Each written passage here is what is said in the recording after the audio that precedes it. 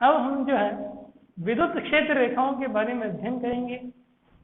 विद्युत क्षेत्र के रेखाओं के बारे में प्रश्न जो है माध्यमिक शिक्षा बोर्ड में पूछे जाते हैं, परीक्षा के दृष्टिकोण से अत्यंत महत्वपूर्ण है।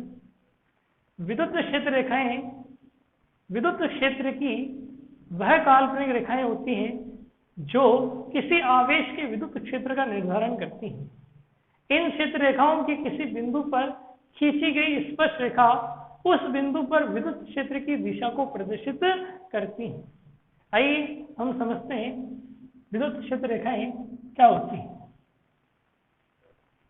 जैसे कि कोई पॉजिटिव चार्ज है या किसी भी प्रकार का आवेश है, ठीक है, यानी कि एक प्रकार से ये कौन सा आवेश है, वास्तविक आवेश का विद्युत क्षेत्र है। किसका है?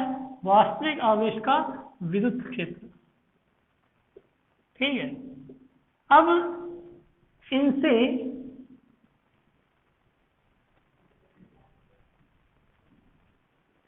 इनसे होकर ये जो रेखाएं जा रही है, ठीक है, ये रेखाएं जो जा रही है वो कौन सी रेखाएं हैं? काल्पनिक रेखाएं, ठीक है। इन्हीं काल्पनिक रेखाओं को कहते हैं विद्युत क्षेत्र रेखाएं। क्या कहते हैं? विद्युत क्षेत्र रेखाएं। क्योंकि ये आवेश की विद्युत क्षेत्र का क्या करती है? निर्धारण करती है।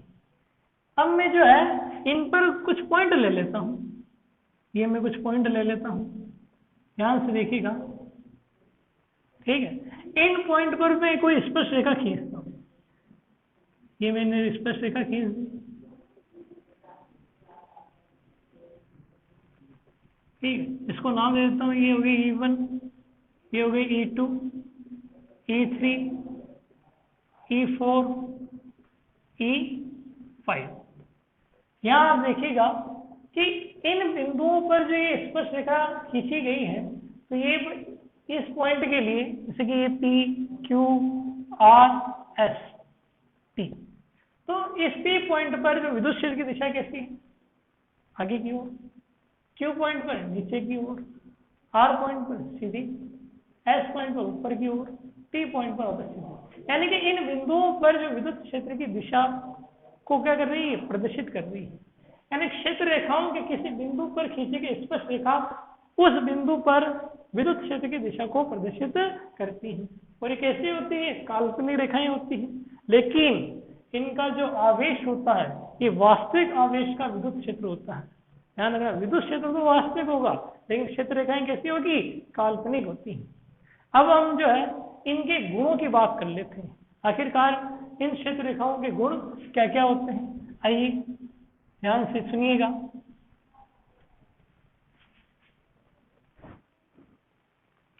देखिए मैं दो कंडीशन लेता हूं, ठीक है, दो कंडीशन ध्यान से देखना आप। मैं दो कंडीशन में इस साइड में ले लेता हूं पॉजिटिव चार्ज और इस साइड में ले लेता हूं मैं नेगेटिव चार्ज। अब इनके क्षेत्र रेखाओं की जानकारी प्राप्त करने के लिए मैं इन दोनों आवेशों के चारों ओर टेस्टिंग चार्ज यानी पता करने के लिए परीक्षण चार्ज लेके जाता हूं। चारों ओर से जो है परीक्षण चार्ज को भेज देता हूं इधर से।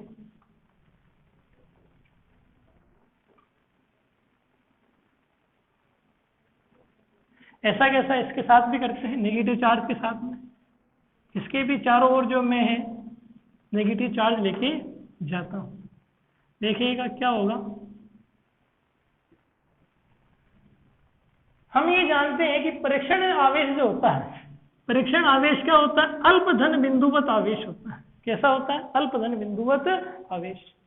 अब हमारे पास में यहाँ पर जो चार्ज है वो कौन सा है? धनात्मक। और परीक्षण चार्ज भी कैसा होता है? धनात्मक। यानी कि समान प्रकृति के आवेश एक दूसरे को क्या करते हैं? प्रतिकर्षित करते हैं, जिसके कारण इन दोनों आवेशों के बीच में जो कूलामी बल लगेगा वो कैसा होगा? प्रतिकर्षण का बल होगा। कौन सा बल होगा? प्रतिकर्षण का। यानी जैसे ही इस परीक्षण आवेश को इस आवेश के निकट लेके जाएंगे, ये इसको क्या कर देगा? प्रतिकर्षित कर देगा। क्या कर देगा? प्रतिकर्षित कर देगा। ऐसा इसके साथ भी होगा, इसको भी प्रतिकर्षित कर देगा, इसको भी प्रतिकर्षित कर देगा। ध्यान से देखना क्या कर रहा है, इनको प्रतिकर्षित कर रहा है।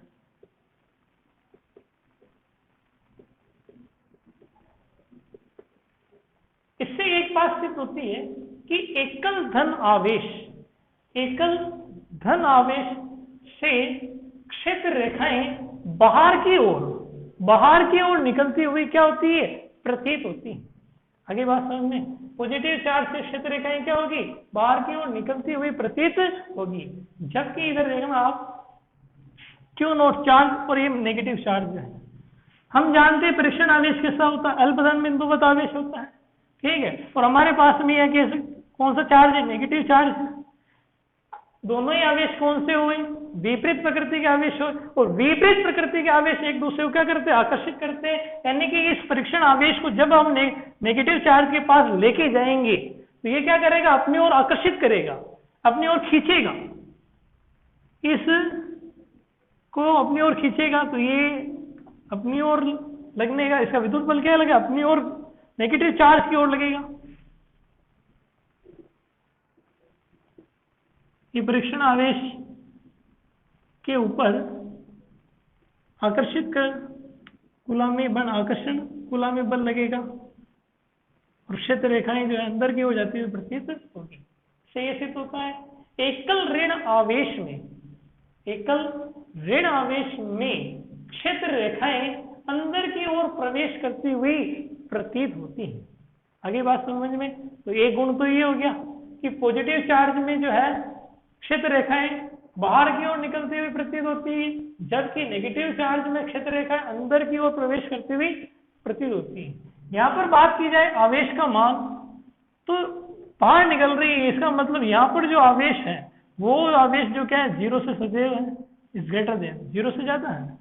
और यहाँ पर बात करें तो इसका मान क्या होगा, आवेश का मान लेस देन 0, और यह क्या है, is greater than 0, that is positive charge. क्यों less than 0, that is negative charge. Okay everyone, अब बात करते हैं इनके अगले गुणों की बात कर लेते हैं।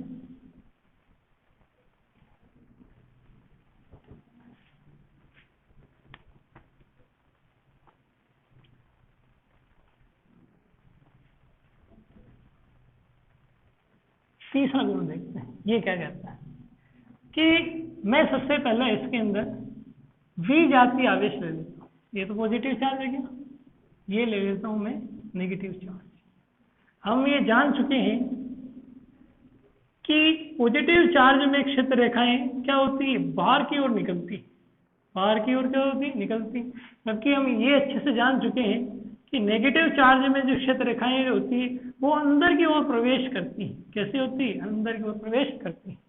यदि मैं पॉजिटिव चार्ज और नेगेटिव चार्ज इन दोनों को एक दूसरे के समीप लेके आऊंगा, इनकी दोनों के बीच की दूरी जितनी कम रखूंगा, तो क्या होगा कि पॉजिटिव चार्ज से क्षेत्र रेखाएं बाहर निकल करके इसमें प्रवेश, बाहर निकलते हुए किसमें प्रवेश करेगी, नेगेटिव चार्ज में प्रवेश कर जाएगी।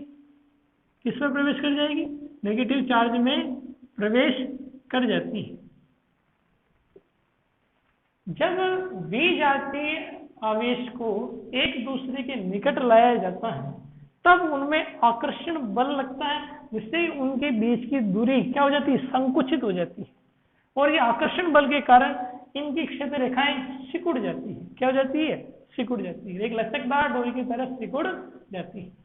आगे बात समझ में, इससे एक बात और सिद्ध होती है, जो विद्युत क्षेत्र की जो डायरेक्शन होती है वो कौन से चार्ज से, प्लस चार्ज से माइनस चार्ज की ओर होती है। आगे बात समझ। अब बात करते हैं अपनी इसके अगले गुण की।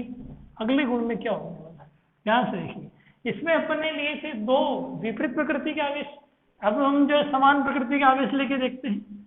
ये पॉजिटिव चार्ज, तो ये भी अपने पास में ले लेते हैं समान प्रकृति के हिसाब से पॉजिटिव चार्ज। हम ये जब बात अच्छे से जानते हैं कि पॉजिटिव चार्ज में जो क्षेत्र रेखाएं क्या होती है, बाहर की ओर निकलती हुई प्रतीत होती है। ये बाहर की ओर निकलती हुई प्रतीत हो रही है। और जब इन दोनों चार्ज को एक दूसरे के निकट लेके आएंगे तो क्या होगा, प्रतिकर्षण बल लगेगा। कौन सा बल लगेगा, प्रतिकर्षण बल लगेगा। इसी प्रतिकर्षण बल के कारण जो है ये क्षेत्र रेखाएं एक दूसरे से दूर हटने का क्या करेगी, प्रयास करेगी। क्या करेगी, एक दूसरे से दूर हटने का प्रयास करती हैं, यानी लंबवत एक दूसरे से दूर हटने का प्रयास करती है प्रबल प्रतिकर्षण बल के कारण। लेकिन इन दोनों आवेशों के बीच में एक ऐसा बिंदु होता है जिस पर क्या होता है, विद्युत क्षेत्र की तीव्रता का मान क्या हो जाता है, शून्य हो जाता है। ऐसे बिंदु को ही क्या कहते हैं, उदासीन बिंदु यानी न्यूट्रल पॉइंट कहते हैं। आगे बात समझ में, उदासीन बिंदु कहते हैं। जब भी सजातीय आवेश एक दूसरे के निकट लाए जाते हैं तब उनकी क्षेत्र रेखाएं परस्पर लंबवत एक दूसरे से दूर हटने का प्रयास करती है, परंतु इन दोनों आवेशों के मध्य एक ऐसा बिंदु उपस्थित होता है जिस पर विद्युत क्षेत्र की तीव्रता का मान क्या हो जाता है, शून्य हो जाता है। उस बिंदु को कहते हैं उदासीन बिंदु। अब हम जो है इसके अगले गुण की बात करते हैं, देखिएगा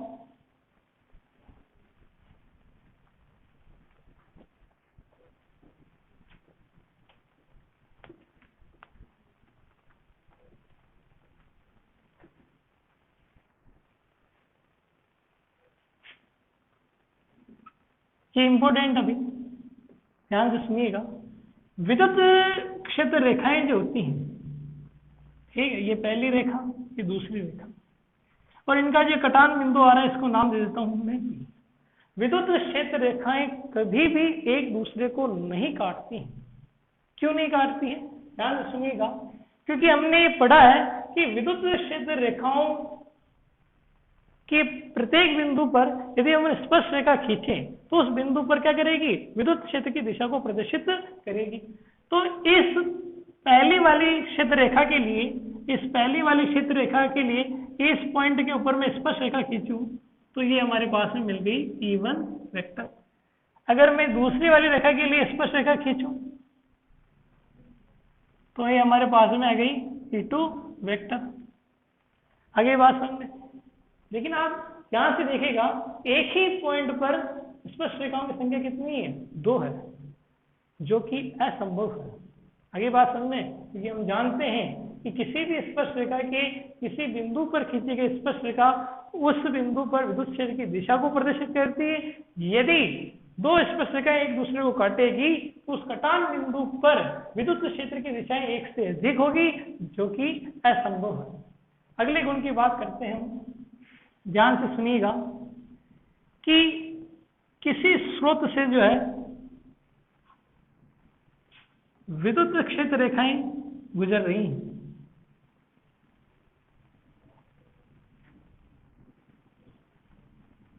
लेकिन दूरी जैसे जैसे दूरी बढ़ती जा रही है इन क्षेत्र रेखाओं में, ठीक है, दूरी बढ़ने से ये एक दूसरे से क्या हो रही है, दूर हट रही। अब जो है इनकी विद्युत क्षेत्र की ज्ञात करने के लिए मैं इसमें 3 सर्कल बनाता हूं समान व्यास के, देखिएगा। अब इतनी ही व्यास का सर्कल मैं यहां बना देता हूं, एक सर्कल में यहां बना देता हूं, नाम दे देता हूं ABC। अब आप तीनों को अच्छे से देखिए, यह A वाले सर्कल के अंदर क्षेत्र रेखाएं ज्यादा है, B में उससे कम है और C में सबसे कम है। यानी कि जहां क्षेत्र रेखाएं सघन होती हैं, यानी कि जहां क्षेत्र रेखाओं की संख्या ज्यादा होती है, वहां विद्युत क्षेत्र कैसा होता है, वहां विद्युत क्षेत्र प्रबल होता है। आगे बात समझ में। और जहां विद्युत क्षेत्र विरल होता है, यानी कि विद्युत क्षेत्र की रेखाओं की संख्या कम होती है, ठीक है, वह जो है विद्युत क्षेत्र जो है दुर्बल होगा। कैसा होगा, दुर्बल। ये गुण समझ में आ गया आपका। अब बात करते हैं अगले गुण की, ध्यान से देखिएगा। विद्युत क्षेत्र की जो रेखाएं होती है वे कभी भी बंद वक्र का निर्माण नहीं करती। ध्यान से देखिएगा, इस प्रकार की जो है बंद वक्र का निर्माण विद्युत क्षेत्र रेखाएं नहीं करती। क्यों नहीं करती है, देखिएगा कि जैसे कि ये पॉजिटिव चार्ज है, अब ये पॉजिटिव चार्ज से हम जानते हैं कि क्षेत्र रेखाएं बाहर की ओर निकलेगी, लेकिन ये बाहर की ओर निकल करके वापस इस पॉजिटिव चार्ज के अंदर कभी नहीं जाएगी। आगे बात समझ में। तो पॉजिटिव चार्ज से तो बाहर निकलेगी, लेकिन वापस पॉजिटिव चार्ज के अंदर नहीं जाएगी। इसी कारण जो है विद्युत प्रक्षेत्र रेखाएं मंद वक्र का निर्माण नहीं करती हैं। अब हम जो है विद्युत द्विध्रुव एवं विद्युत द्विध्रुव आघूर्ण के बारे में चर्चा करते हैं। सबसे पहले देखते हैं विद्युत द्विध्रुव। एक चीज का ध्यान रखना विद्यार्थियों, इनसे जुड़ी हुई परिभाषाएं अक्सर परीक्षा में आती रहती हैं, बोर्ड के एग्जाम में पूछी जाती हैं। इनको आप जो है सदैव स्मरण रखिएगा। देखिए विद्युत द्विध्रुव क्या होता है। 2 पॉइंट लेता हूं मैं ए और दूसरा पॉइंट लेता हूं मैं बी, ठीक है। ए पॉइंट पर क्रमशः -q आवेश और बी पॉइंट पर क्रमशः +q आवेश विद्यमान है। इन दोनों पॉइंट के बीच का ओरिजिन पॉइंट जो होता है वो क्या होता है, वो होता है, ठीक है। ए से ओ के बीच की जो डिस्टेंस होती है वो होती है स्मॉल ए, और ओ से बी के बीच की जो डिस्टेंस होती है वो भी स्मॉल ए। अब आपसे पूछ ले ए और बी की टोटल डिस्टेंस कितनी होगी, तो आप इन दोनों को जोड़ लोगे तो आ जाएगी 2a। ध्यान रखिएगा, सदैव स्मरण रखिएगा, 2a जो दूरी होती है ए और बी पॉइंट की विद्युत द्विध्रुव के लिए ये होती है अति अल्प दूरी, ठीक है। इन दोनों बी के बीच के जो ये डिस्प्लेसमेंट आपको दिखाई दे रहा है वो कैसा होता है, अति अल्प होता है। अब ध्यान से सुनिएगा कि जब 2 समान परिमाण के Q और Q2, जब 2 समान परिमाण के परंतु विपरीत प्रकृति के आवेश परस्पर अति अल्प दूरी पर स्थित हो, तब इस पूरे निकाय को विद्युत द्विध्रुव कहते हैं। एक बार दोबारा सुनिएगा, जब 2 समान परिमाण परंतु विपरीत प्रकृति के आवेश परस्पर एक दूसरे से अति अल्प दूरी पर स्थित हो, तब इस पूरे निकाय को विद्युत द्विध्रुव कहते हैं। अब सुनिएगा कि ए और बी, ये जो आपको ए और बी पॉइंट दिखाई दे रहा है इस पर -q और +q आवेश है। इन ए और बी पॉइंट को मिलाने वाली जो ये लाइन जा रही है इसको कहते हैं अक्ष, अक्ष, अक्ष, ठीक है। और इसके बीच का जो ओरिजिन पॉइंट है इनके से लंबवत, इस ओरिजिन पॉइंट से लंबवत गुजरने वाली जो रेखा होती है उसको कहते हैं निरक्ष। इसको तो कहते हैं एक्स, ठीक है, और इसको कहते हैं निरक्ष। इस एक्स वाली स्थिति को कहते हैं अनुदैर्ध्य स्थिति। कौन सी स्थिति कहते हैं, अनुदैर्ध्य स्थिति। और निरक्ष को जो है कहते हैं विषुवतीय स्थिति। सदैव स्मरण रखिएगा कि ए और बी को मिलाने वाली रेखा को कहते हैं एक्स, और या फिर इसको कहते हैं अनुदैर्ध्य स्थिति।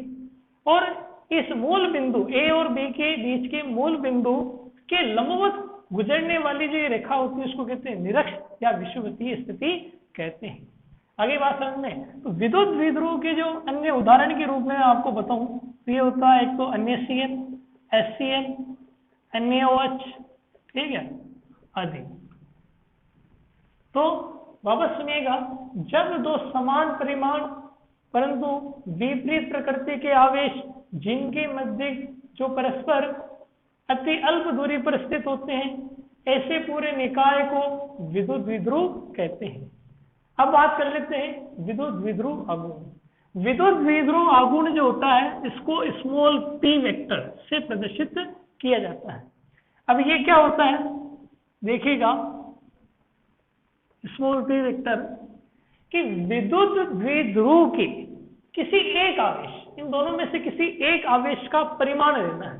परिमाण का मतलब जैसे कि ये नेगेटिव आवेश है तो ये ऑलवेज पॉजिटिव होगा, पॉजिटिव आवेश का परिमाण ले तो क्या होता है, पॉजिटिव होता है। यानी कि विद्युत द्विध्रुव के किसी एक आवेश का परिमाण एवं उनके बीच की दूरी, बीच के आवेश और उनके बीच की दूरी। विद्युत द्विध्रुव के किसी एक आवेश का परिमाण एवं उनके मध्य की दूरी के गुणनफल को विद्युत द्विध्रुव आघूर्ण कहते हैं। आगे बात समझ में। और ये जो दूरी होती है, ये जो दूरी आपको दिखाई दे रही है, वो कौन सी होगी? सदिश। डिस्प्लेसमेंट जो होता है वो कौन सा होता है? वेक्टर फॉर्म में होता है। तो इसका फॉर्मूला आ गया, विद्युत द्विध्रुव आघूर्ण का फॉर्मूला क्या आ गया? P = Q × 2A। अब आपसे पूछा जाए कि इसका मात्रक क्या होगा? मात्रक की बात कर लेते हैं विद्युत द्विध्रुव आघूर्ण की। तो आवेश का मात्रक क्या होता है? कूलाम इनटू दूरी का मात्रक, जो डिस्प्लेसमेंट दिखाई दे रहा है वो क्या है? हो गया इसका मात्रक मीटर। कूलाम इनटू मीटर, जो कि एक वृहद मात्रक है। अगर इसके सूक्ष्म मात्रक की पता करें, सूक्ष्म मात्रक पता करें, तो इसका सूक्ष्म मात्रक होता है डी बाई। क्या होता है? D by. यानी कि एक डी बाई जो होता है वो होता 3.3 × 10⁻³ कूलाम इनटू मीटर। इसकी दिशा की बात कर ली जाए, आपको ये जो विद्युत द्विध्रुव के बीच का डिस्प्लेसमेंट जो दिखाई दे रहा है, जो वेक्टर फॉर्म में होता है, तो इसकी जो दिशा होती है वो -q से +q की ओर होती है। तो इसकी दिशा किधर होगी? -q से +q की ओर।